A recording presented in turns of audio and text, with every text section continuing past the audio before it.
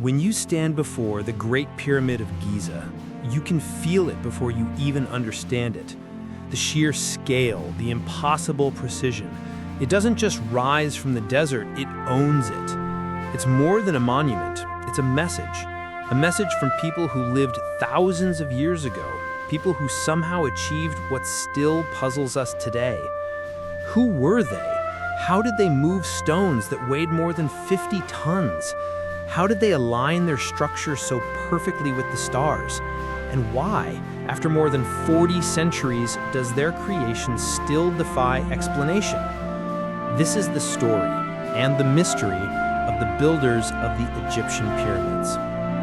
Over 4,500 years ago, on the edge of the Nile, an idea was born, a vision of eternity. The pharaoh, believed to be a living god, demanded a monument that would last forever, a staircase to the heavens.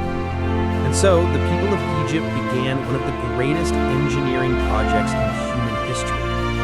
The Great Pyramid of Khufu, over 2 million stone blocks, each precisely cut and placed, rising nearly 500 feet into the sky.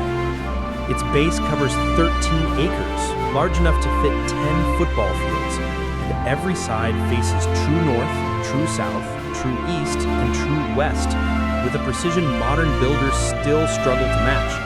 No blueprints, no steel, no machines, just human hands, human minds, and an unshakable belief that they were building something eternal. For centuries, people believed the pyramids were built by slaves, an image of suffering and forced labor beneath the desert sun. But archaeology tells another story. The workers who built the pyramids were not slaves.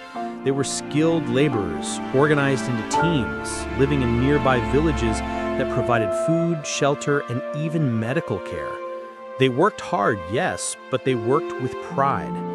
To them, this wasn't just construction, it was devotion. Each block they set in place was an offering to the gods, a way to ensure their pharaoh's immortality and perhaps a piece of their own. And still, the question remains, how? How did they do it? Each block, sometimes weighing more than an elephant, had to be transported across miles of desert. Some theories suggest wooden sleds and wet sand reduced friction. Others imagine massive ramps stretching up the sides of the pyramid, allowing workers to drag the stones into position. But no ramp that large has ever been found. If it existed, it would have required more material than the pyramid itself. So maybe they built smaller spiral ramps around the structure, or used counterweights and levers. The truth is, no one knows for sure. We can guess, we can model, but the secret of how those stones were lifted into place remains one of history's greatest unsolved puzzles. And then there's the precision. Each corner of the Great Pyramid is aligned within a tiny fraction of a degree to true north. The sides are almost perfectly equal. The ratio of its height to its perimeter equals 2 pi, the same mathematical constant that defines the circle. Did the ancient Egyptians understand pi thousands of years before it was recorded? Maybe not as a number, but clearly they understood harmony. Geometry wasn't just math to them, it was sacred.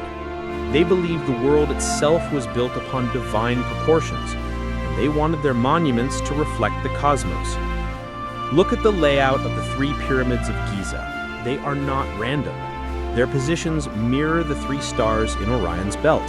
In Egyptian mythology, Orion represented Osiris, the god of death and resurrection. The pyramids, then, were not merely tombs, they were the pharaoh's pathway to the stars.